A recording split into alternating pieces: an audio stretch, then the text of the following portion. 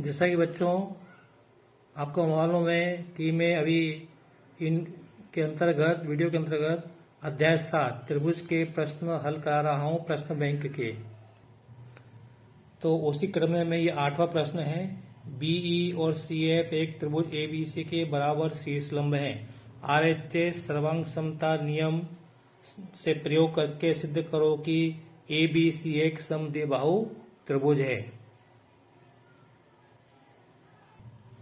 तो बीई और सीएफ एक त्रिभुज एबीसी के बराबर और शीर्ष लंब है।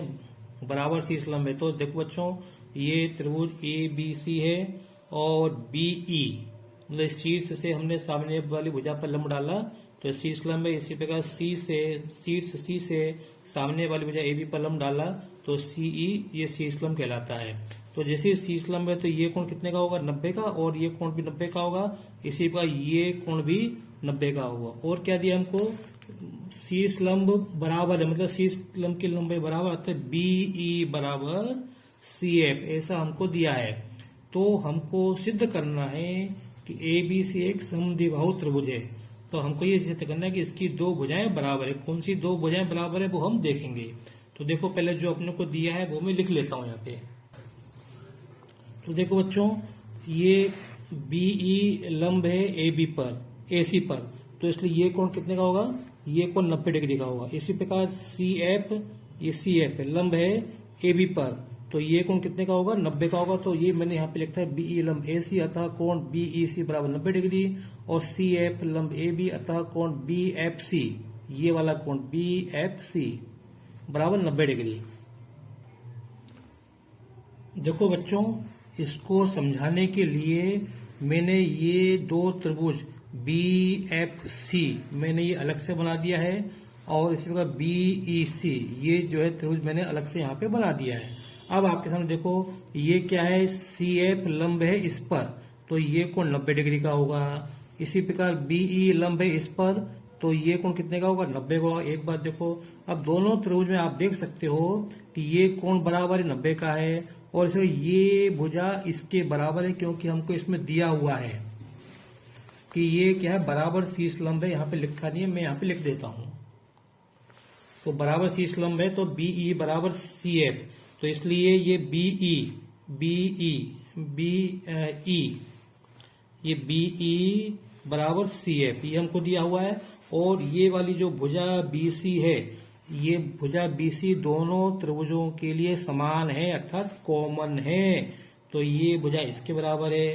तो हमने देखा इस त्रिभुज के 3 अवयव, इस त्रिभुज के 3 अवयव 3 संगत अवयव के बराबर हैं, इसलिए ये दोनों त्रिभुज सर्वांग सम है। अब काय से, चूंकि ये समकोण त्रिभुज बन रहा है, इस समकोण में ये कर्ण है तो कर्ण बराबर है और एक भुजा बराबर है, इसलिए समकोण कर्ण भुजा जैसा प्रश्न में दिया हुआ है आरएचएस सर्वांग समता प्रमेय से ये दोनों त्रिभुज क्या होंगे, सर्वांग सम होंगे। और जब सर्वांग सम होंगे तो इनके दूसरे संगत अवयव भी बराबर होंगे, अर्थात ये कोण इसके बराबर होगा, ये भुजा इसके बराबर होगी। ठीक है, अभी मैं देखता हूं, समझाता हूं आपको। तो देखो बच्चों, त्रिभुज बीएफसी था त्रिभुज सीईबी में, है ना, ये कोण इसके बराबर है। क्यों है बराबर, क्योंकि प्रत्येक 90 का है। और क्यों है 90 का, क्योंकि हमको दिया हुआ है कि ये लंब है। देखो मैंने यहाँ पे लिखा हुआ है बीई लंब एसी और सीएफ लंब एबी। सीएफ लंब है बीएफ पे, यानी ये कोण 90 का है। इसी प्रकार यहाँ पे बीई लंब है इस सीई पे, तो ये यहाँ पे लिख दिया है मैंने।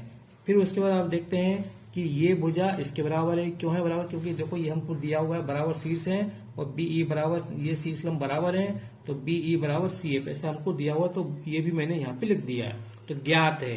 फिर देखो बीसी बराबर बीसी, दोनों त्रिभुजों में ये भुजा इसके बराबर है, दोनों में एक ही है बीसी, इसलिए इसकी लंबाई समान होगी। तो बीसी बराबर बीसी, इसको हम लिखते हैं उभयनिष्ठ, ये उभयनिष्ठ। तो ठीक है, तो अब देखो इसलिए दोनों त्रिभुज क्या होंगे, सर्वांग सम, तो लिख दिया अतः त्रिभुज बीएफसी सर्वांग सम है त्रिभुज सीईबी के काय से, आरएचएस सर्वांग समता प्रमेय से, समकोण कर्ण भुजा सर्वांग समता प्रमेय से ये दोनों त्रिभुज सर्वांग सम है। जब ये दोनों त्रिभुज सर्वांग सम होंगे तो इनके संगत कोण भी बराबर होंगे, अर्थात ये कोण इसके बराबर होगा, ये कोण इसके बराबर होगा, ध्यान रखना, और ये कोण इसके बराबर होगा। ठीक है, ये भुजा इसके बराबर होगी।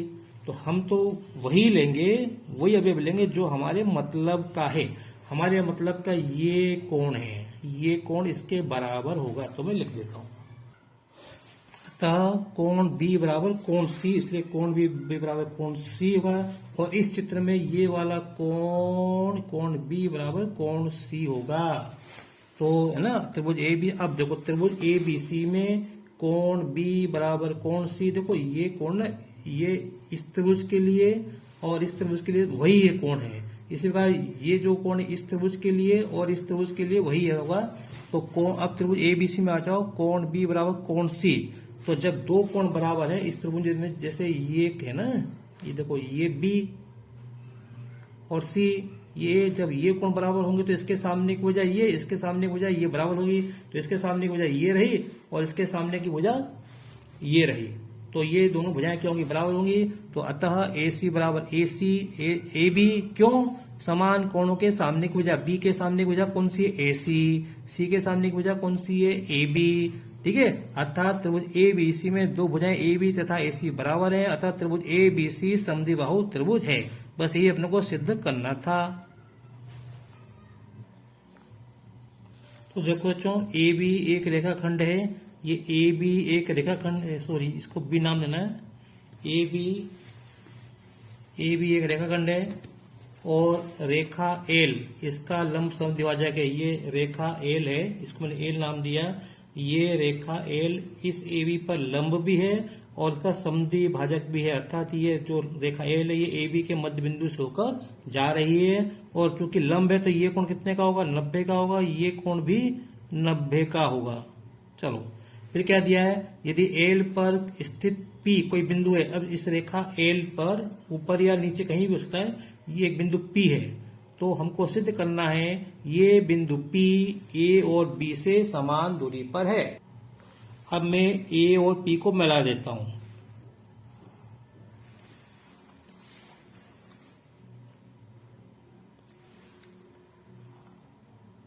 तो अब आपके सामने दो त्रिभुज बन गए, एसीपी और बीसीपी। तो वास्तव में हम सिद्ध करेंगे कि ये दोनों त्रिभुज सर्वांग सम है। उससे हमको इस प्रश्न का उत्तर मिल जाएगा। तो देखते हैं कैसे करना। तो देखो, अब त्रिभुज पीएसी तथा पीबीसी में, पीएसी तथा पीबीसी में कोण एसीबी बराबर कोण बीपीसी, ये कोण इसके बराबर है। इसको अपन पढ़ेंगे एसीपी, इसको अपन पढ़ेंगे एसीबी, सॉरी एसीपी पढ़ेंगे एसीपी। एसीपी बराबर कोण बीसीपी और बराबर 90 डिग्री। क्यों है, क्योंकि ये जो है पीसी इस एबी पर लंब है।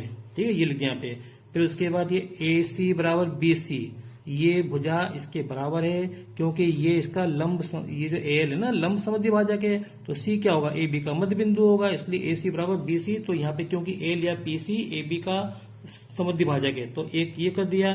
फिर देखो ये जो रेखा पीसी है ये दोनों में बराबर, दोनों के लिए बराबर है, मतलब दोनों में उभयनिष्ठ है। तो पीसी बराबर पीसी, ये क्या है, उभयनिष्ठ है। इसलिए इस त्रिभुज के 3 अवयव इस त्रिभुज के 3 अवयव के बराबर हो गए हैं। इसलिए ये दोनों त्रिभुज क्या होंगे, सर्वांग सम होंगे। तो मैं यहाँ पे लिख देता हूं।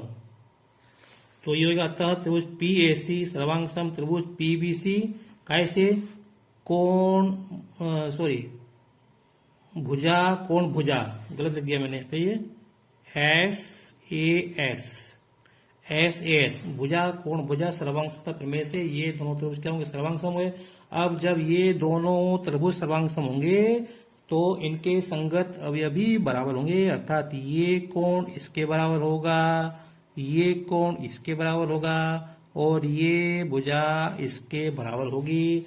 हमको इन कोणों से कोई लेना देना नहीं है, इसलिए हम नहीं लिखेंगे। हमको तो इस भुजा से मतलब है, इसलिए हम लिखेंगे ये भुजा ए पी बराबर या पी ए बराबर पी बी लिख देंगे।